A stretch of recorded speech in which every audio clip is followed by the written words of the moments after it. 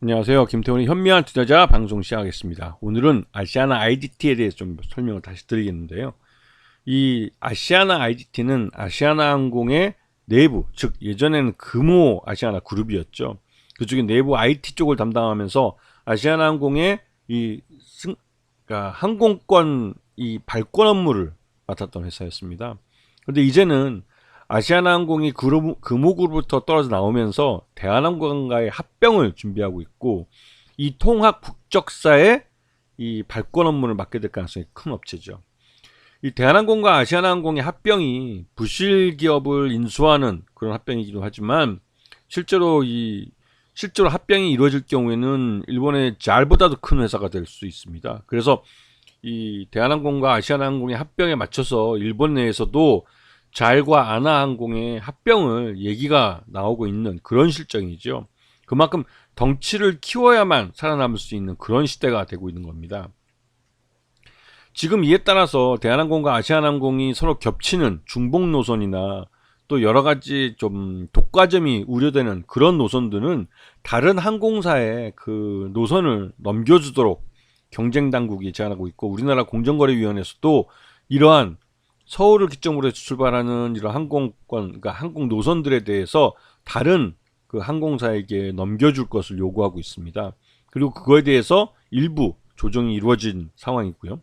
거기다가 아시아나항공 같은 경우는 화물 사업을 이제 매각을 해서 이 대한항공과 아시아나항공이 합병할 경우에는 항공화물에서 거의 90% 정도의 시장 점유율을 가져가기 때문에 이거를 그 어느 정도 퍼센트 미만으로, 지금 50%면 50%이 미만으로 떨어뜨려 달라고 요구를 한 거죠. 그래서 이제 아시아나항공 쪽 화물 사업을 매각하게 된 겁니다. 자, 이렇게 해서 지난 2년여 동안 지금 이 기업 결합에 대해서 다른 국가들의 그 그러니까 경쟁을 승인해주는 이 경쟁 당국의 이제 허가를 받아왔는데, 이 예전부터 해서 뭐 태국이나 뭐 터키나 대만 같은 데는 다 받았지만, 이 중국이나 뭐 유럽연합, 미국 또 일본 이런 큰 나라들 이게 문제였는데, 특히나 중국까지는 문제없이 승인이 됐습니다. 그리고 유럽연합도 조건부지만 승인을 해줬고, 그리고 요번에 일본 같은 경우는 잘과 아나가 통합을 하는 데 있어서 우리나라 대한항공과 아시아나항공을 자신들이 반대를 하면 우리도 그와 동일하게 반대를 할 수 있기 때문에 일본도 뭐 일부 조건을 달았지만 그래도 합병을 승인했습니다. 이제는 태평양 노선에서 미국만이 이제 심의를 진행하게 되는데요.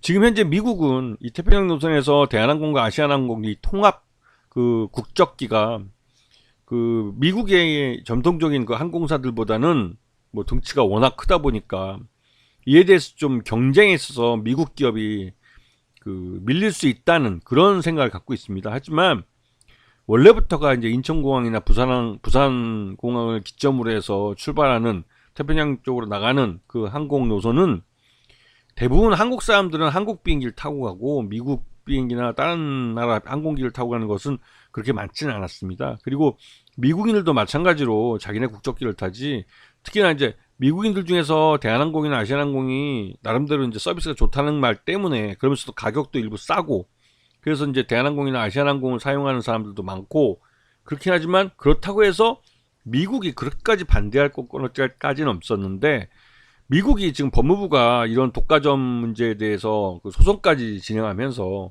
지금 반대 의견을 나타내고 있습니다. 하지만 이제 유럽연합과 일본까지 승인한 마당에서 미국이 혼자 반대해서 이 미국들이 2년 넘게 끌고 온 이 딜이 깨져버린다면, 이거는 단순히 상업적인 문제, 즉 무역 문제나 아니면 이 항공에 관련된 국한된 문제일 뿐만 아니라 말 그대로 이제 이 반미에 대한 반비 감정까지 나올 수 있는 그런 문제가 돼버리죠. 왜냐면 대한항공과 아시아나항공의 합병이 실패가 되면 아시아나항공에 대해 새로운 주인을 찾아주지 않으면 아시아나항공은 파산하게 됩니다. 그러면 아시아나항공 직원 지금 한 8,000명 정도로 알고 있는데, 이 직원이 하루아침에 실업자가 돼버리는 거죠. 그렇기 때문에 미국이 마냥 반대만 할 수 없는 노릇이죠.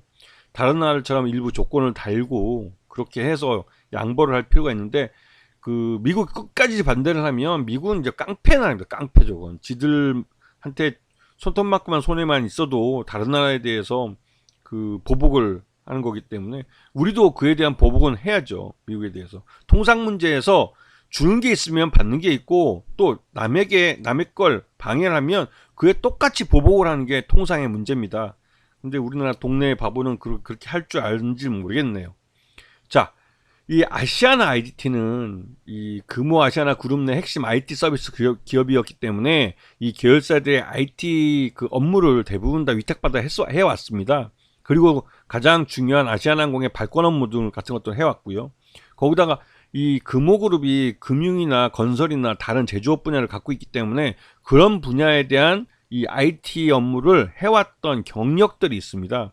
그래서 이런 걸 중심으로 해서 다른 그 통합항공사의 계열사들의 IT 업무도 맡을 수 있다는 거죠. 그렇기 때문에 이 대한항공과 아시아나항공 합병했을 때 이 통합국적기의 발권 업무도 받을 뿐만 아니라 저비용 항공사들의 발권 업무도 같이 받을 수 있기 때문에 이 아시아나 IT가 이 통합국적기의 가장 큰 수혜를 받게 됩니다.